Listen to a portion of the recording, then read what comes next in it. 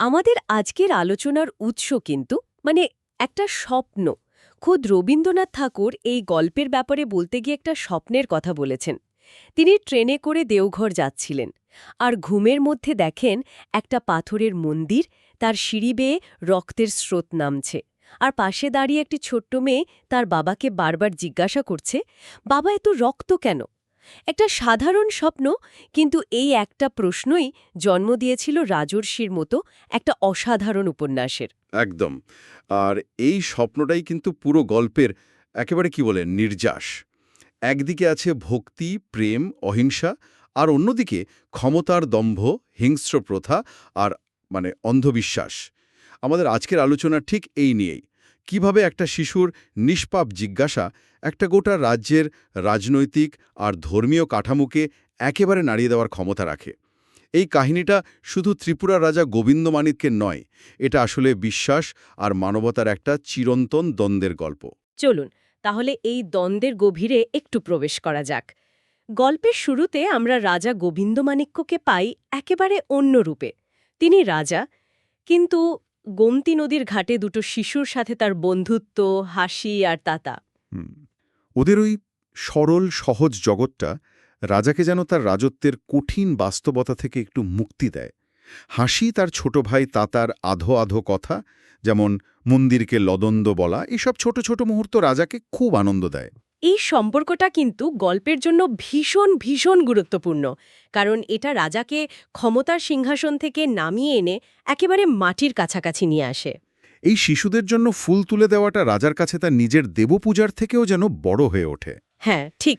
আসলে এই সম্পর্কটা রাজার ভেতরের যে মানবিক সত্তা, সেটাকে আবার জাগিয়ে তোলে। তিনি এখানে রাজা নন, তিনি এখানে একজন সাধারণ মানুষ যে দুটো শিশুকে ভালোবাসে। কিন্তু এই সুন্দর ছবিটাতেই একটা বড়সড় ধাক্কা লাগে। একদিন মন্দিরের সিঁড়িতে বলির রক্তের দাগ দেখে ছোট্ট হাসি ভয় পেয়ে যায়। আর ঠিক স্বপ্নের সেই মেয়েটির মতোই সে রাজাকে জিজ্ঞাসা করে বসে, এত রক্ত কেন? আমার প্রশ্নটা হলো, এই প্রশ্ন তো এর আগেও অনেকে মনে মনে করতে পারত, কিন্তু রাজার মনেই কেন এটা এমনভাবে বিধল? খুব ইন্টারেস্টিং পয়েন্ট। আমার মনে হয় এর কারণটা হলো রাজার তখনকার মানসিক অবস্থা। তিনি হয়তো তার রাজকীয় দায়িত্ব আর এই হিংস্র প্রথার মধ্যে একটা দূরত্ব, একটা অস্বস্তি অনুভব করছিলেন। আর হাসি তাতার সাথে মিশে তার ভেতরের সংবেদনশীলতাটা অনেক বেড়ে গিয়েছিল। তাই যখন এই প্রশ্নটা তার সবচেয়ে প্রিয় একটা মুখ থেকে এলো, তখন তিনি আর এটাকে এড়িয়ে যেতে পারলেন না। হুম। এটা ছিল তার বিবেকের দরজায় একটা সরাসরি কড়া নাড়ার মতো।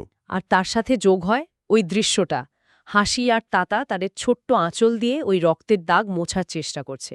এই দৃশ্যটা তো যে কারোরই মন গলিয়ে দেওয়ার জন্য যথেষ্ট। একদম এর কিছুদিন পরেই হাসির জোরে মৃত্যু হয়, আর সেই মৃত্যুটা রাজার সংকল্পকে যেন একেবারে পাথর করে দেয়। ঠিক।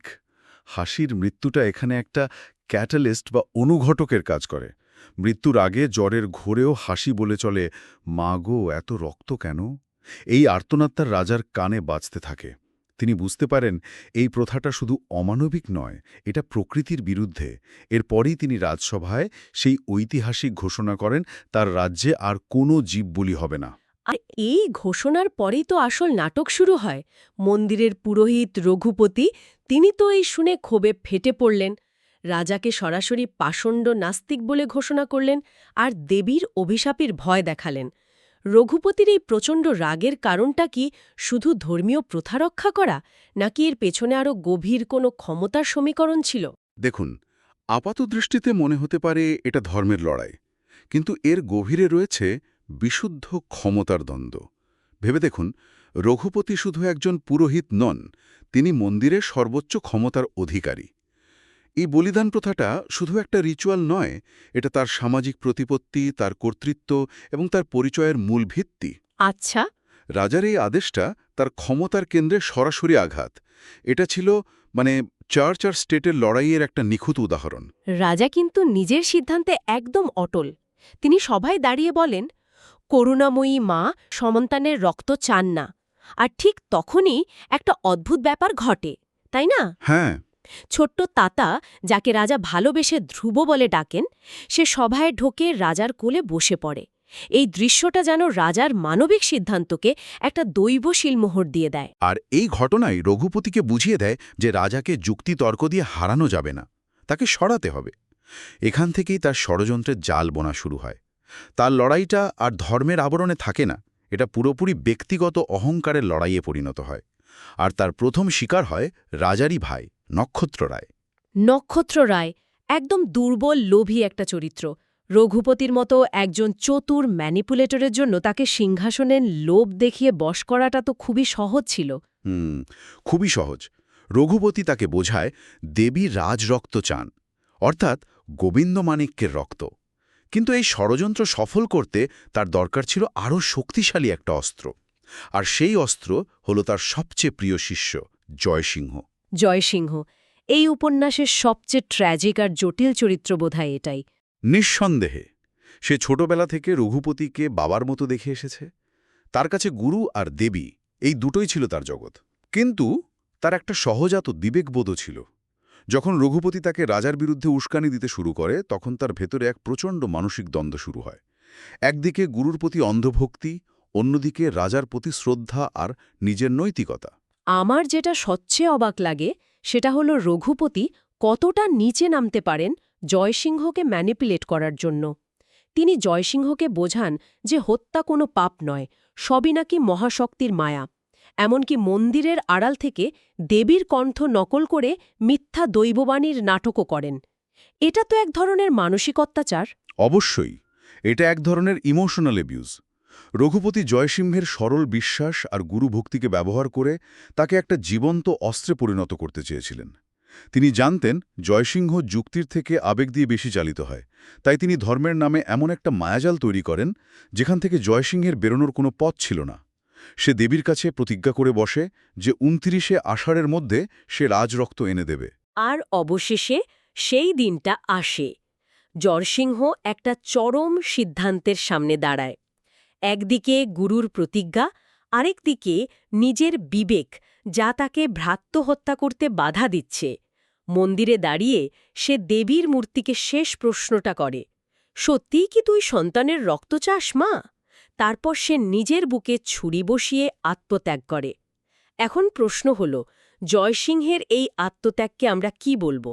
এটা কি অন্ধবিশ্বাসের বিরুদ্ধে মানবতার জয়, নাকি এটা এক ধরনের চূড়ান্ত পরাজয়, যেখানে সে সিস্টেমটাকে বদলাতে না পেরে নিজেকেই শেষ করে দিল? এটা একটা অসাধারণ প্রশ্ন, আর এর কোনো সহজ উত্তর নেই। একদিক থেকে দেখলে এটা অবশ্যই মানবতার জয়। সে নিজের রাজবংশীয় রক্ত দিয়ে প্রমাণ করে দিল যে দেবী যদি রক্তই চান, তবে তা অহিংস পথেও দেওয়া সম্ভব। সে তার কাজ দিয়ে গুরু আর রাজা দুই কুলই রক্ষা করার চেষ্টা করল। তার মৃত্যুটা ছিল প্রচলিত প্রথার বিরুদ্ধে সবচেয়ে জোরালো প্রতিবাদ। কিন্তু অন্যদিক থেকে যদি ভাবি, তার মৃত্যু কি আদৌ কোনো পরিবর্তন আনতে পারল? রঘুপতির প্রতিশোধের আগুন তো এতে নিভল না, বরং যেন আরও জ্বলে উঠল। জয়সিংহের মৃত্যুর অর রঘুপতি তো প্রায় দিশেহারা, কিন্তু তার ষড়যন্ত্র তো থামেনি। তাহলে কি জয়সিংহের আত্মত্যাগটা শেষ পর্যন্ত ব্যর্থ হল? এইখানেই গল্পের গভীরতা।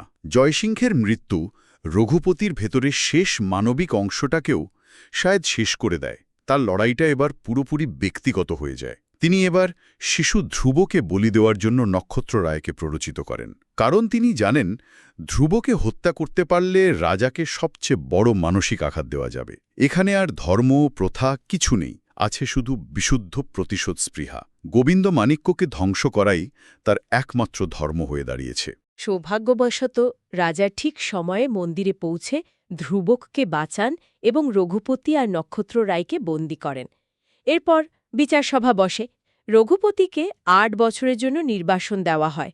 কিন্তু সবচেয়ে অবাক করার মতো বিষয় হল, রাজা নিজের ভাই নক্ষত্র রায়কেও একই শাস্তি দেন।